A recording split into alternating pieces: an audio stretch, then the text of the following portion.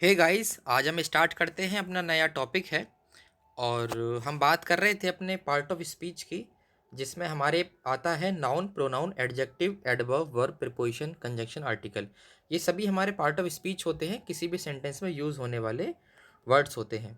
तो हम बात कर रहे थे कि कोई भी कॉम्पिटिटिव एग्ज़ाम होता है, उसमें हमारे जो पार्ट ऑफ स्पीच हैं उनके ऊपर क्या क्या एरर पूछी जाती हैं। और हम जिसमें बात कर रहे थे नाउन की, हमने नाउन की एक एरर के बारे में अपनी अर्लियर वीडियो में बात कर ली थी। ये दूसरा पार्ट है जिसमें हम नाउन के ऊपर ही बेस्ड दूसरी एरर जो पूछी जाती हैं और उसके बारे में बात करते हैं। तो आइए देखते हैं आज का हमारा जो सेंटेंस है वो ये है, I went to the temple with my parents, aunts and cousin brother. ये हमारे पास सेंटेंस है, स्ट्रक्चर है। तो अब इसमें एक एरर है जो हमें पता लगानी है, नाउन बेस एरर है।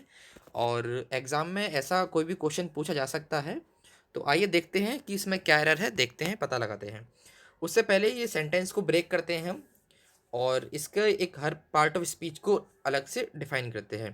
तो सबसे पहले आई है जो यहाँ पे सब्जेक्ट है, वेंट एक वर्ब है, टू द टेम्पल एक इन्फिनेटिव है, यानी टू एक प्रीपोजिशन है और टेम्पल इसका एक ऑब्जेक्ट बनकर आया है। विद प्रीपोजिशन है, माय मॉडिफाई कर रहा है पेरेंट्स को, कौन किसके पेरेंट हैं, मेरे पेरेंट हैं। तो माय यहाँ पर एडजेक्टिव का काम कर रहा है पेरेंट्स के लिए, और पेरेंट्स यहाँ पे एक नाउन है जो कि विद का ऑब्जेक्ट बनकर आया है।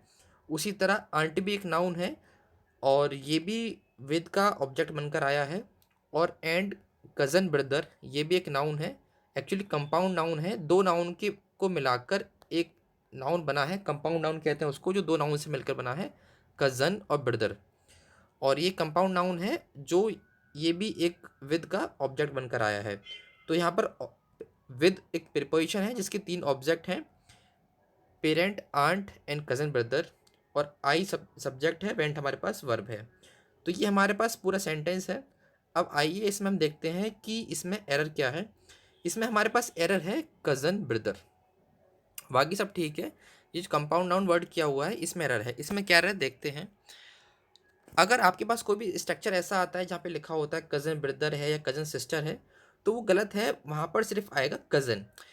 अगर साधारण शब्दों में बात करी जाए तो बात ये है कि जो हमारा एग्जामिनर है उसे इस बात से कोई फ़र्क नहीं पड़ता कि जो सेंटेंस में दिया हुआ है, आप जो इंफॉर्मेशन दे रहे हो उसमें प्रॉपर डिफाइन करो कि आप किसी कज़न ब्रदर या सिस्टर के साथ हो। इवन कज़न है तो वो पता है, ऑब्वियस है, या तो आपका बहन है या भाई है। लेकिन एग्जामिनर को इस बात से कोई फ़र्क नहीं पड़ता वो बहन है या भाई है, उसको सिर्फ इतना ही कंफर्म, इतना ही काफ़ी इन्फॉर्मेशन है कि वो आपका या तो बहन है या भाई है। इवन जो जनरल सेंस में हम बात करते हैं normal day to day life में, वहाँ पर हम कह देते हैं कि मैं अपने कज़न भाई के साथ हूँ या कज़न सिस्टर के साथ हूँ, क्योंकि हो सकता है वहाँ पर सामने वाले को इंटरेस्ट हुई जानने में कि आपके साथ कौन है। लेकिन इवन आप एग्ज़ाम के पॉइंट ऑफ व्यू से कहें तो वहाँ पर एग्जामिनर को वाकई में कोई फ़र्क नहीं पड़ता। इवन आप और नॉर्मल कज़न वर्ड यूज़ करेंगे तो वही ग्रामर और इंग्लिश के हिसाब से ठीक होगा। ठीक, जैसे कि और भी वर्ड हैं जिनको पूरा हम सिर्फ जनरल नॉर्मल लाइफ में बोलते हैं, डे टू डे लाइफ में, मगर एग्ज़ाम के पॉइंट ऑफ व्यू से पूरे ही अलग हैं। जैसे कि हमने आपको बोलते हुए देखा होगा कि what is your good name. अब देखने वाली बात यह है, अगर किसी का नाम है तो वो अच्छा या बुरा होने का कोई सेंस ही नहीं बनता, क्योंकि नाम तो हर इंसान का होता है। तो वो अच्छा और बुरा क्या है, क्योंकि नाम तो नाम होता है। तो हम normal day to day life में बोल देते हैं कि आपका गुड नेम क्या है। लेकिन अगर एग्ज़ाम के पॉइंट ऑफ व्यू से देखें तो वहाँ उसके किसी भी नेम अगर हम पूछते हो तो उससे पहले गुड लगाना सही नहीं होता। सिर्फ एक खाली नेम लिखो वो काफ़ी है। उसके बाद है बिग और स्मॉल ब्लेंडर के बारे में देखा होगा। अब इवन जहाँ पर ब्लेंडर ही एक अपने आप में एक बड़ी मिस्टेक होती है, तो वो छोटी और बड़ी ही क्या, क्योंकि वो एक अपने आप में बड़ी मिस्टेक है। उसी तरह एक है स्ट्रॉन्ग ब्रीज जो हम यूज़ करते हैं। अब ब्रीज का मीन्स होता है एक हल्की हवा। जब हवा हल्की है तो उसका स्ट्रॉन्ग होने का कोई सेंस नहीं बनता। और दूसरा है बैड ड्रीम, एक वर्ड है जो हम डे टू डे लाइफ में यूज़ करते हैं, जिसको एग्ज़ाम के पॉइंट ऑफ व्यू से यूज़ किया जाता है, नाइट मेयर। तो कुछ एक ऐसे शब्द हैं जिनको हम डे टू डे लाइफ में कुछ और वर्ड यूज़ करते हैं, मगर एग्ज़ाम के पॉइंट ऑफ व्यू से इनको किसी और नॉर्मल सेंस में बोला जाता है।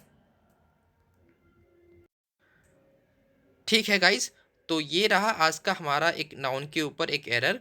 और ठीक है, आज के लिए इतना ही। धन्यवाद।